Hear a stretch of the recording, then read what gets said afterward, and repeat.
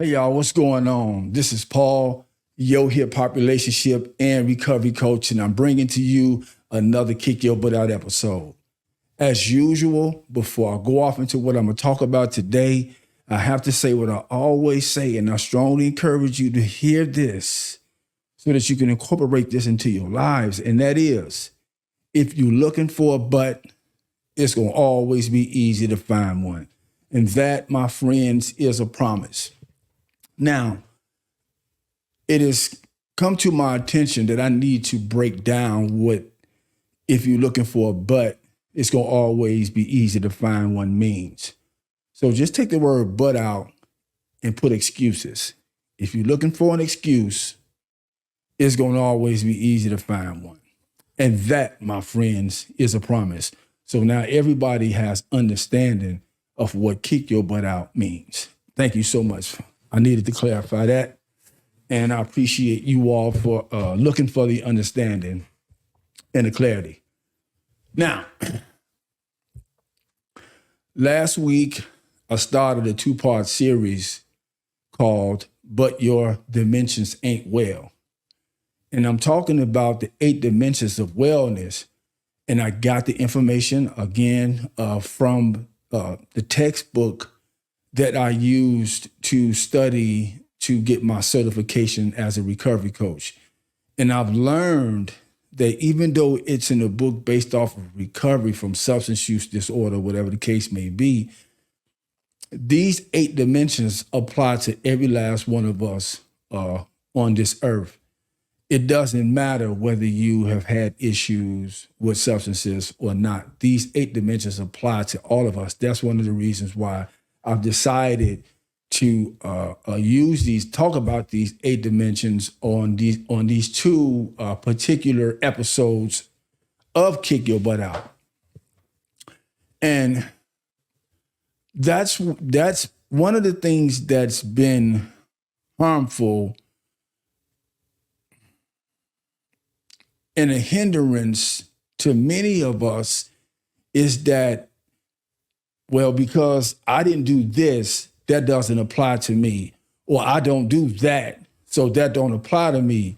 And it brings me to one time that I was in church. My pastor was about to start his sermon.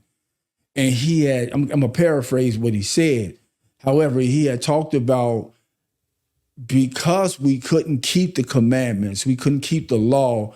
That's one of the reasons why Jesus had to come, because we continued to break the law, break the 10 commandments. And he said, for all of us who have broken the law of the 10 commandments, raise your hand. And so he was the first one to raise his hand, right? And there were just a few people in the audience, myself included, who raised our hands. And it should have been the entire congregation. It should have been everybody in the audience raising their hand, because all have sinned and fallen short of the glory of God, as it says in the scripture. And what my pastor said, he said, well, one of the commandments or the laws is lying. And he basically was saying, for all you all who didn't raise your hand or think that this doesn't apply to you, it does. And so that's one of the things that bothers me, because we have fooled ourselves in the church, in people who believe, believers, and even people who are not in church that hasn't had a criminal background or any interactions with the law from a negative standpoint. We tend to think that a lot of things don't apply to us because we didn't do this, that, or the other. It also brings me to, it was my mother had told me a story.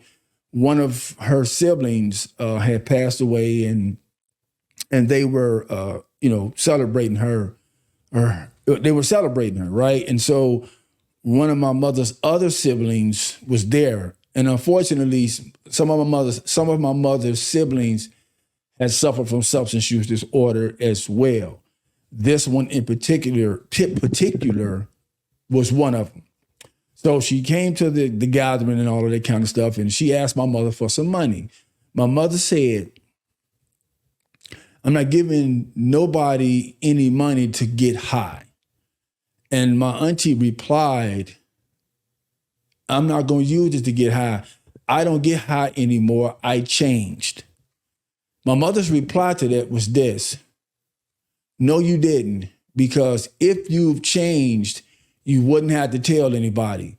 And it brings me to a lot of us, again, who think that these things don't apply to us because we are good people. I'm a good person. Well, it applies to you because just like my mother told my aunt, if you changed, you wouldn't have had to tell nobody. If you're a good person, you wouldn't have had to tell nobody. So let me just leave that right there for all you good, so-called good people. Furthermore, the Bible says there's only one good. There's none good but one. That's another thing that lets us understand that we shouldn't be throwing this word around that we're good people, this phrase around that we're good people, like some of these things don't apply to me because I'm a good person, when the Bible says there's only one that's good.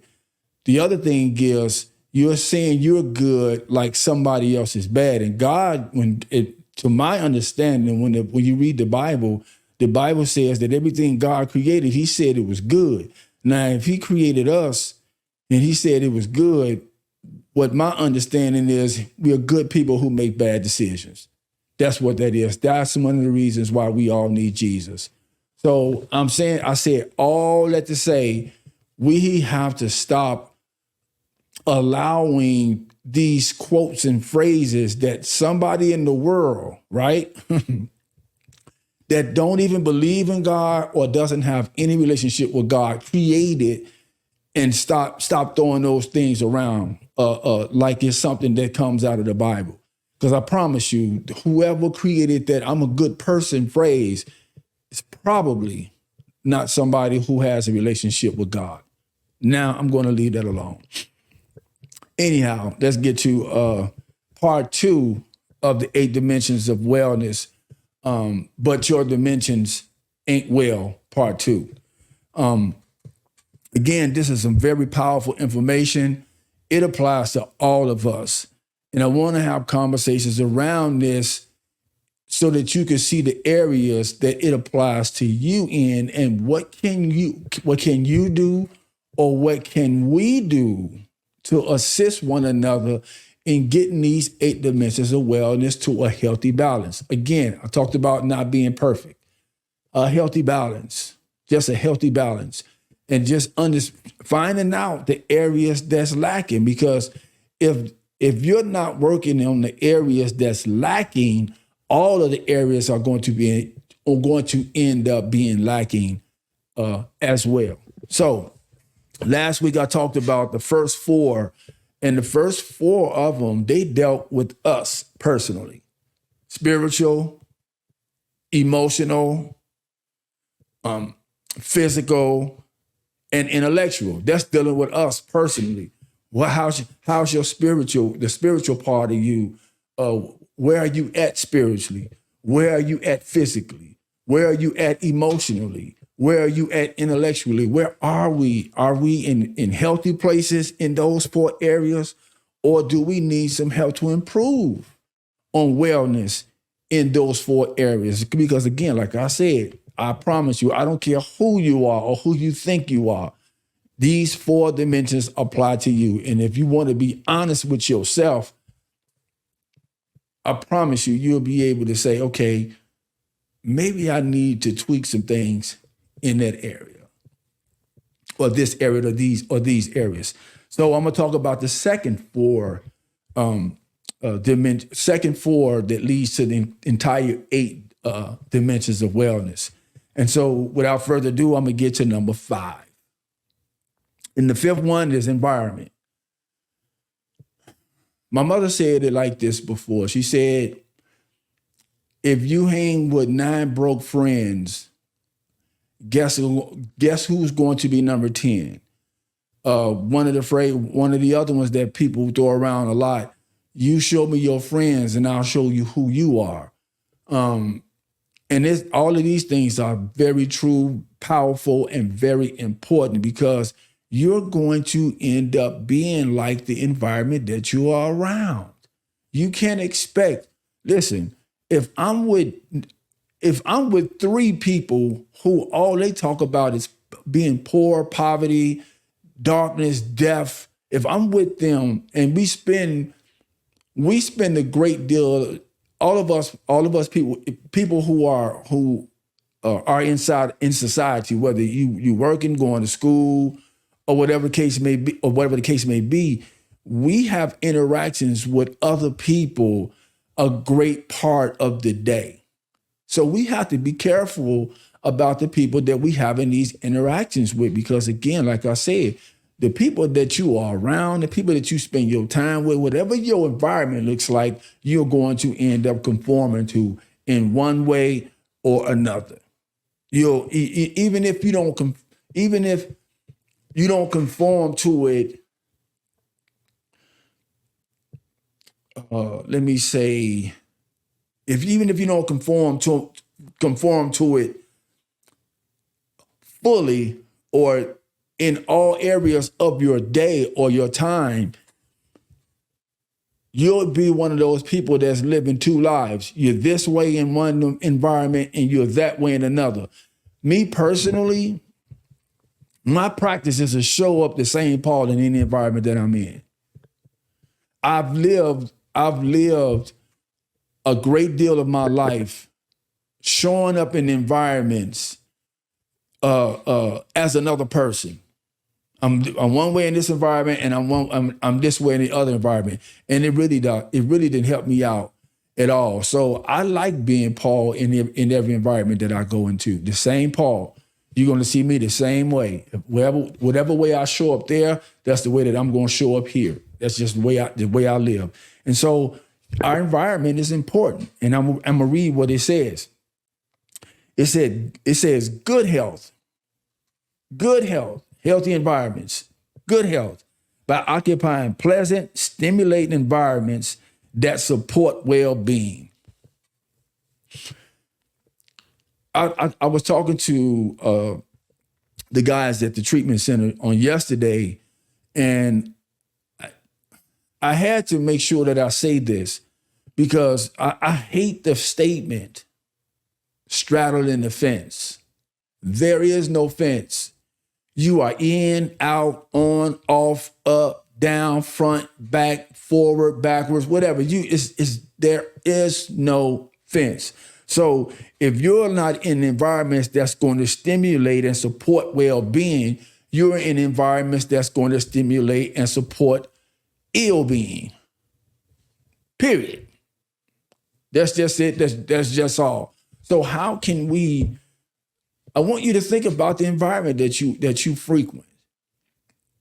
I want you to think about the people that you're around. I want you to think about who you are in the environments that you are around as well.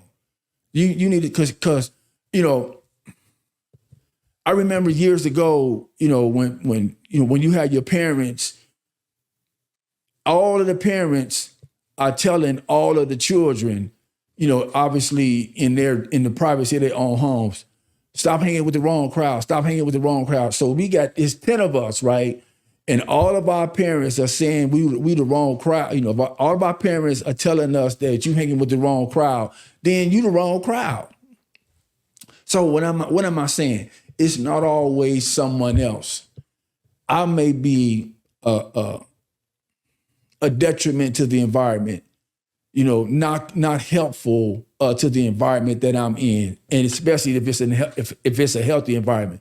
What do I need to do to change so that I can make sure that I don't pull away from the healthiness of the environment that they have, or that I'm in, or that I could actually add to the wellness of this environment and not take away. Or like I said, if I'm on the road or the path to wellness, am I going into environments that's going to speak to that is conducive to that, that's going to help that? If not, I need to check that. And I need to find out what needs to happen so that I can change this. Because again, if you're not well, you're sick. There is no fence. All right. So think about that. Your environment, what does it look like? What does it need to look like? What do you want it to look like? How are you showing up in your environment? Are you showing up from a healthy standpoint, from a health standpoint, or are you showing up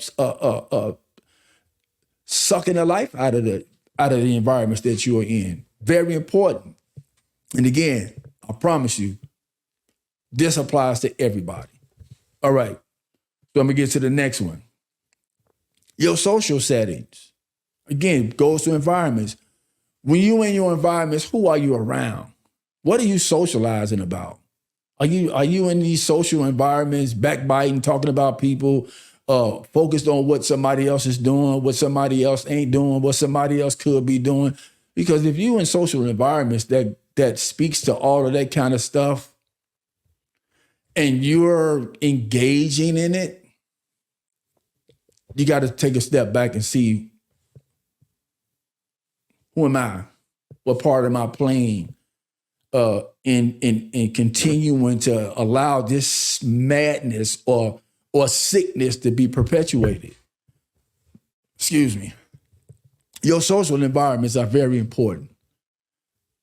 Very important. And I'm at a place in my life where I'm really particular about the social environments that I allow myself to be around. I'm very particular about it, because if we not helping each other, we harming each other. If the social settings that I'm in ain't pointing upward, we pointing downward, period. And I lived a great deal of my life in that madness, in that darkness, in that hell, in that dysfunction, in that sickness. I lived a great deal of my life like that, and I just ain't got time for it. I don't have time for it anymore. And I want you to be in a place that you don't have time for that, that your social environment is conducive to growth, wellness, well-being, especially as it relates to creating a healthy relationship with God, number one, and a healthy relationship with yourself. So what am I saying? If my social settings cannot be talking about I'm sick 100% of the times that we are socializing. It just can't be. It just can't be. So let me read what it talks about in terms of the social aspect of the 8 dimensions of wellness. Developing a sense of connection. So if we developing a sense of connection, that statement, you don't need nobody, we just proved that that's a lie. Developing a sense of connection. We need other people.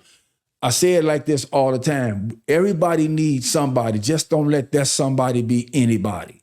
We can't do that. And all too often, we have allowed, just so we won't be alone. No. Because of feelings of loneliness, we have allowed that somebody in our social settings to be anybody. And you wonder why a lot of areas in your life it isn't healthy. It's the people you're around. So they have an old R&B song, I think it was a blues song, that says, I could do bad by myself. I'd rather do bad by myself than be in a social setting where people are all messy.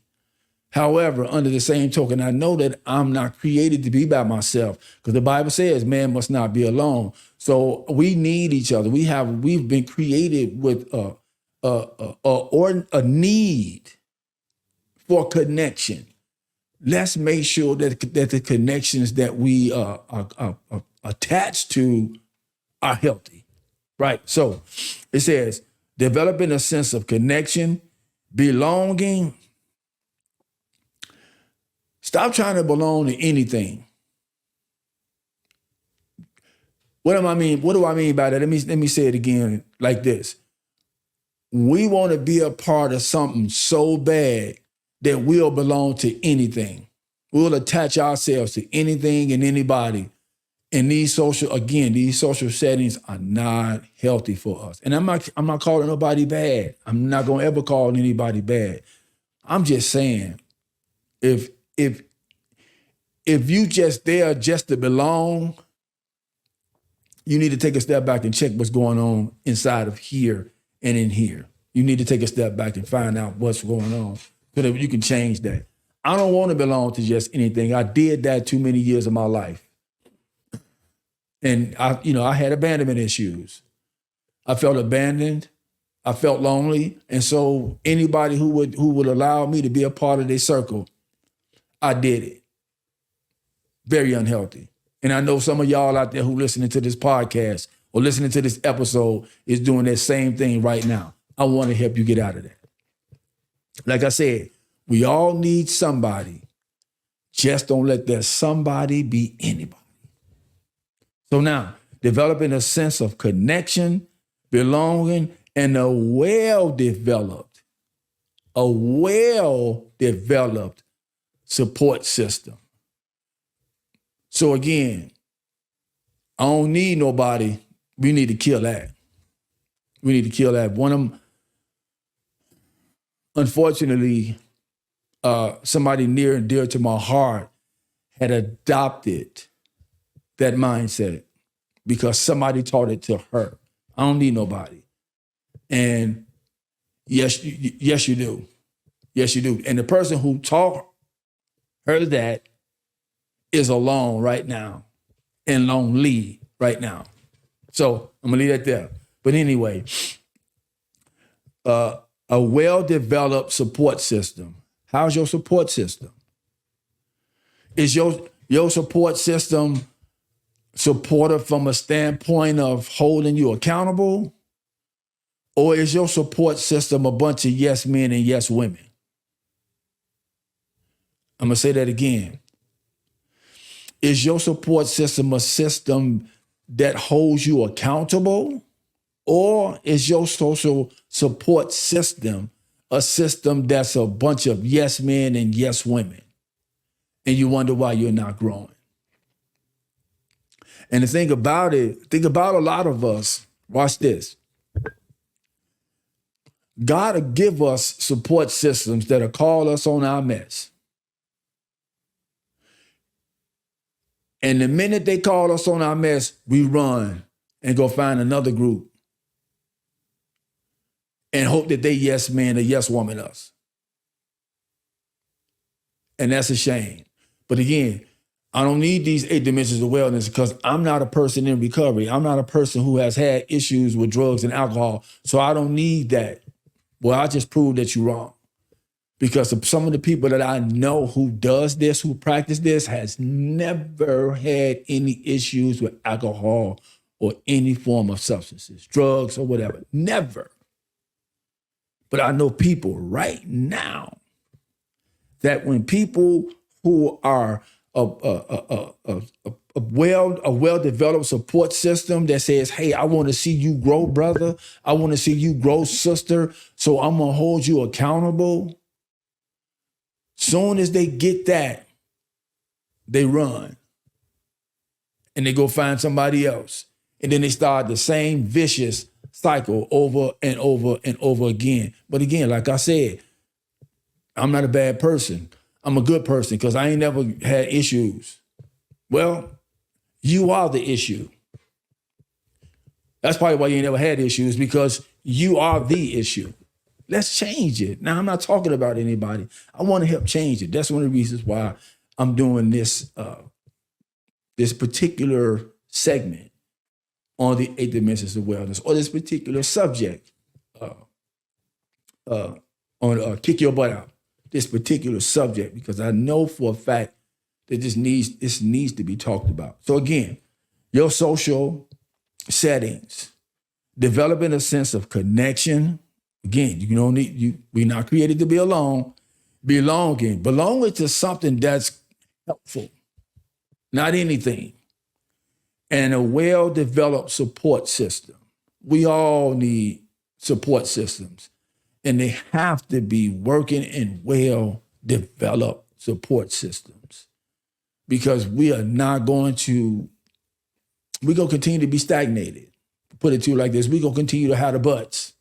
Yeah, but I know, but I could, but I should, but you right, but we're going to continue to do that. So anyway, now, now we talked about your environment and your social settings.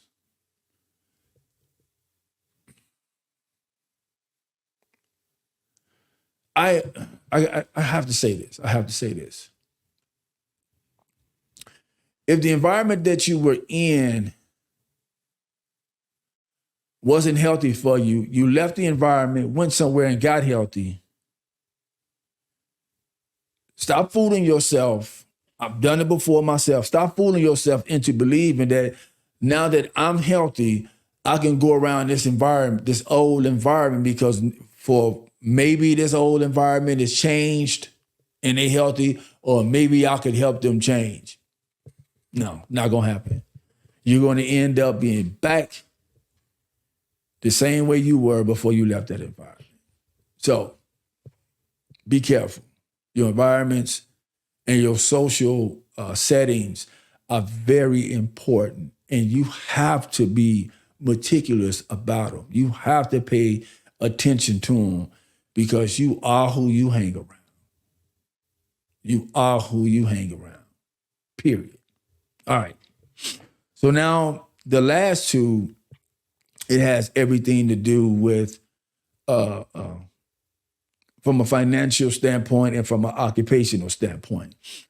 Now, Les Brown, one of my greats in terms of being a motivational speaker, I think he quoted it from somebody, and I'm gonna paraphrase it. However, you'll get the gist of what I'm talking about.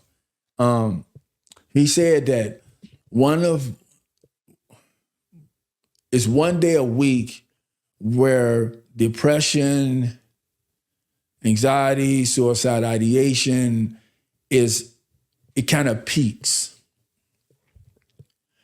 And a lot of people picked all kind of days. And he said, Monday morning is that day. And he said, the reason why it's Monday morning, he said, because millions and millions of us get up on Monday morning and go to a job year after year after year after year that we absolutely hate. I'm gonna raise my hand. Been there, done it. Many of us get up on Monday morning, year after year after year after year. So what? It got benefits. So what? It got a retirement package. So what? That it has 401k and raises every year. So what? If you're miserable, you need to find somewhere that you're going to work that's going to pour into you. They say if you love what you do, you'll never work a day in your life. They say if you want to find out your purpose or part of what your purpose is, what is it that you can do without effort? Or you can do, some people have to go, put a lot of effort in to do this certain thing, or go to a lot of school, a lot of education to do this certain thing. You are natural at it. Or you can get up and do this thing every day and they don't have to pay you a dime because you love it. That's probably what you should be doing. That's going to give you a sense of fulfillment, a sense of purpose, a sense of the meaning of life, a sense of accomplishment. I remember, and I think I talked about it a couple of weeks ago, that I had taken classes to be a welder. And, because it was good money in welding, only to find out when I got done taking the classes and got my first job as a welder, I knew I wasn't going to ever weld again. Because that, miserable was an understatement. Miserable was an understatement of how I felt getting up every morning to go to that doggone job. And it had good everything that I just named: the benefits, the retirement, the 401k, vacation. It had all of these wonderful things. I was miserable as all get out. I quit the job. I ended up quitting. Never welded again. Been getting many offers, won't take them. Because again, I was getting up going to do something that I hated. So anyway, occupational, personal satisfaction and enrichment derived from one's work. Personal satisfaction. Are you working a job? Is your occupation bringing you personal satisfaction, or are you just trying to put food on the table? I understand that we have to put food on the table. I understand that we have to pay bills and things of that nature. How come we can't use some of these occupations as stepping stones to get to that purpose and that meaning, that job or that occupation or that career that brings purpose and meaning to our lives? How come we can't use these things as stepping stones instead of anchoring to this stuff that we hate the most, that takes us far away from you, that puts us in a place that we couldn't be further away from who we really are? We miserable as all get out. Some people get off work and go right to the bar because they miserable at the job. They go right home and get a drink, or they go right to the home and get some dope, or whatever the case may be, or do something that's not helpful to them as a way of being able to wind down from going to an occupation that they hate. And like I said, you don't have to be a person in recovery for this to apply to you, because I can point to many people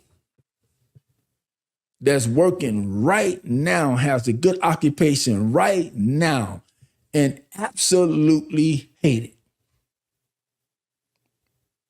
But they're doing it to put food on the table.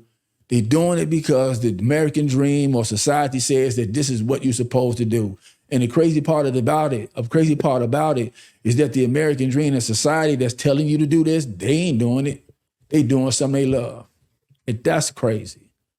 I'm going to tell you to do this, but I ain't going to do what I'm telling you to do. I'm going to do what I love.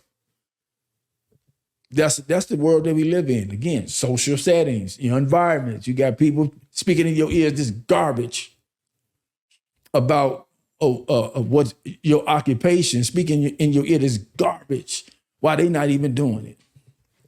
So, what's your occupation? Are you going somewhere? Are you doing this year after year after year to put food on the table, pay the bills? Or is this something you love? Is this a part of purpose for you? Is this a part of the meaning of life for you?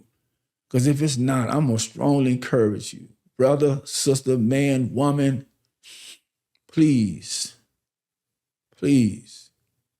find out what you love, or learn how to navigate doing you love. Even if you did it part-time, it'll still give you a sense of satisfaction and fulfillment to be able to do an occupation that you love. Like I said, even if it's part-time, it's a start rather than, and I'm gonna get off of this. I ain't gonna stay on this too much longer.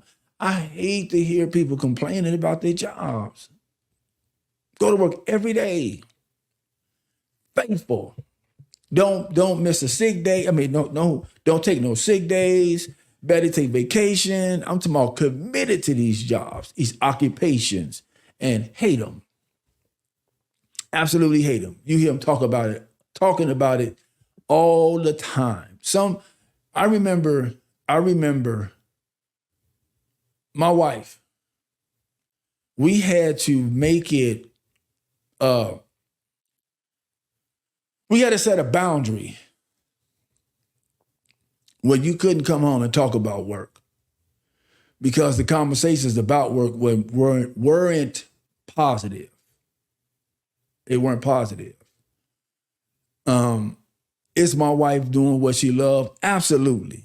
Absolutely. My wife was born to be a teacher. Let me tell you that. If I've ever known somebody that was born to be a teacher, it's my wife. She's one of them. However, there were situations, where it got to that place where the occupation was just complain. And it's like, no. We can't do this. And even there, I'm gonna put it to you like this. I'm gonna put it to you like this. My wife has a bunch of teacher friends, and I love them. Let me tell you this: wonderful women and men. They're shaping and molding our future when they as in relation to what they're teaching these kids. 100%. I love these women and these men. They're doing wonderful work. But I had to stop going to social settings with my wife when she with her teacher friends, because 100% of the conversation is about school, about work, about the occupation. And I'm not talking about people jumping for joy. Hey, I love doing this. My job.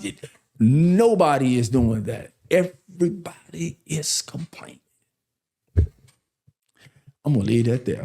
My wife going to be listening to this podcast. I'm just keeping it 100. That's who Paul is. That's what he going to do. Now, but again, she has changed. She has changed her conversations and her demeanor and her approach about, because the reality of it is a lot of stuff that's going on in the school system.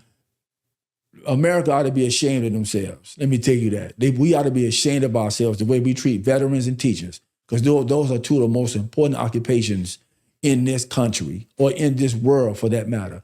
Veterans and teachers should get the utmost respect, and they get absolutely none. So I'm going to say that in defense of the teachers and the veterans. But again, we're in a better place in terms of her conversations and interactions around her occupation, because I know she was born to teach. That's a gift that God gave her 100%. However, the social environments, I had to stop going. I'm not going no more. Y'all go ahead. It's summertime. They all they talking about is school, and nobody jumping for joy. Okay, I'm gonna leave that alone. Stop, Paul. That's enough. All right.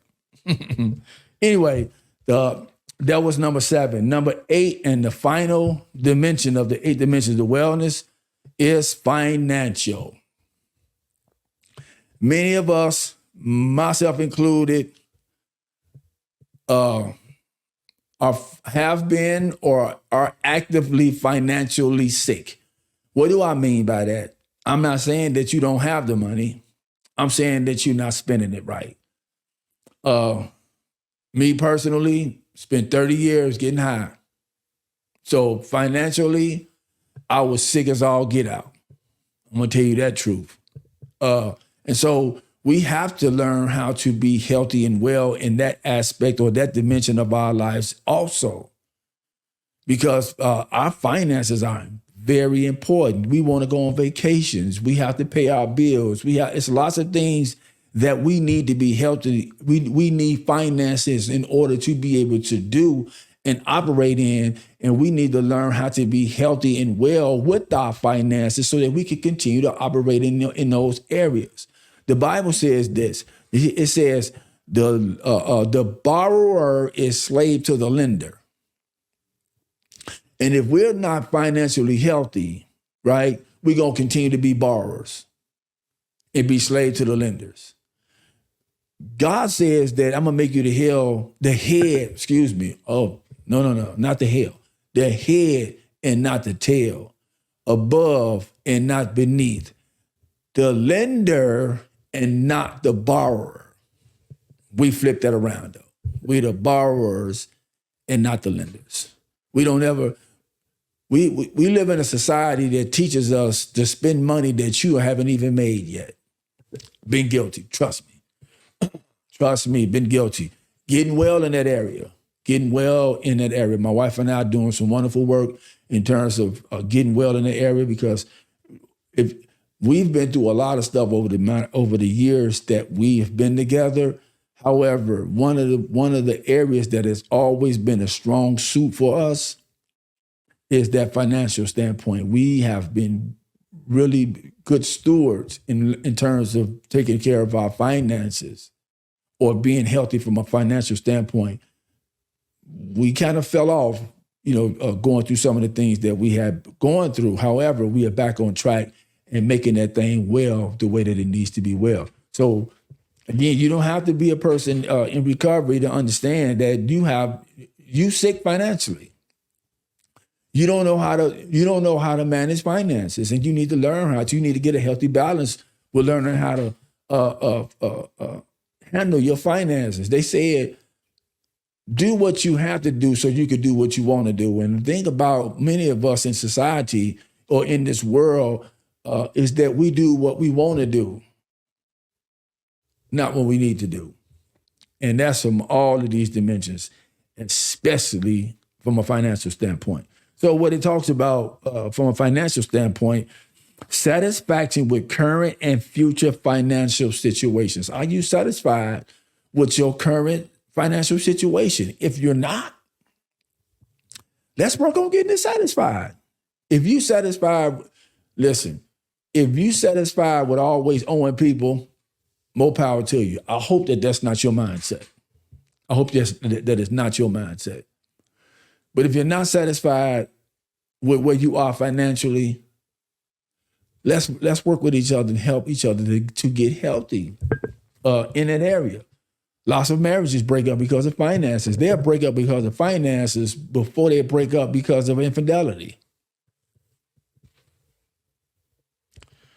Financial aspect of these 8 dimensions of wellness, or the financial aspect of our lives, is very important to make sure that, again, healthy balance, a healthy balance. So, again, where are you? What does your current financial situation look like? What does your future financial situation look like? If it's not well, how can we make it well? If it's well, how can you give some information, right? Share some information on how other people can get theirs well also. So I'm saying all this to say that, I'm saying all of these 8 dimensions, if you're okay in 1, 2, 8 of the areas, can you please share some of the information that you have that people may be able to gravitate toward and use in their dimensions to make those things well?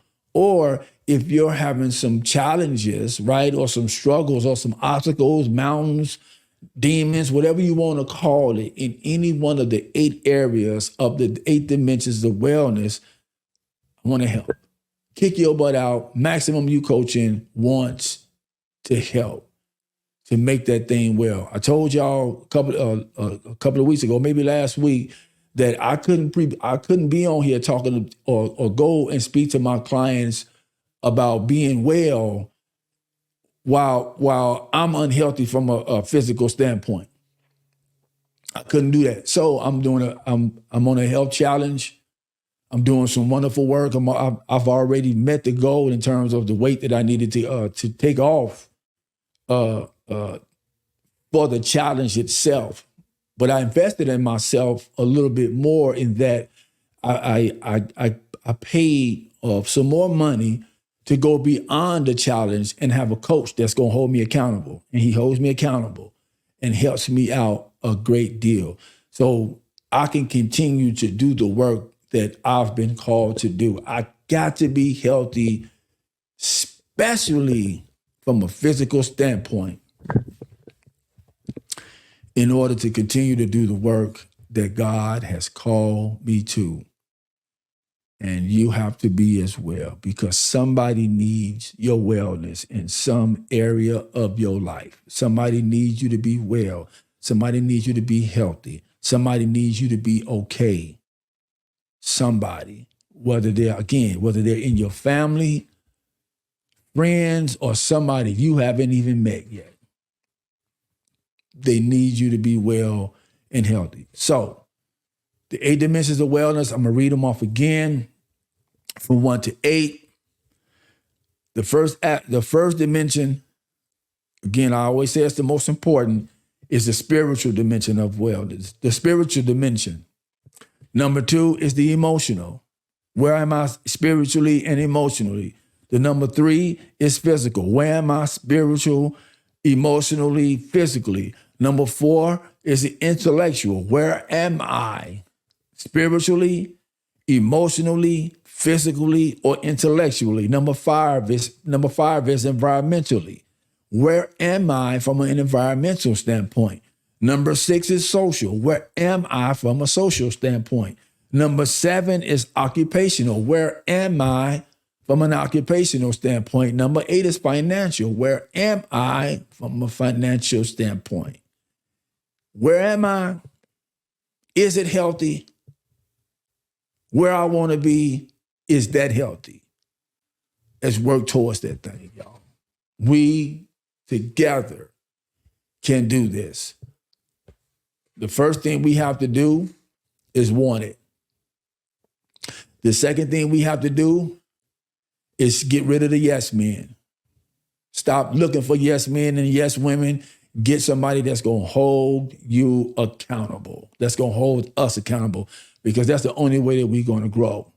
And stop thinking that you so good, I'm a good person, that none of this stuff applies to you. Because again, like the Bible says, it says it in the word, there's none good but one. And we all know who that is. Thank you all so much for tuning in to these 2 episodes of Kick Your Butt Out, titled, But Your Dimensions Ain't Well. Now, how can we make them well? Thank y'all so much. I love y'all, and there's absolutely nothing that you all can do about it. Be well, do the next right thing. God bless you all. This is Paul, your hip hop relationship and recovery coach, and I'm going to go on to the next episode of Kick Your Butt Out, and I'll see y'all soon. Please tune in, share, like, subscribe, do everything so that that's needed so that we can promote this Kick Your Butt Out. Because again, I know for sure that millions and millions and millions and millions of people on this earth, this information can apply to. Thank y'all. I'll see you all next time.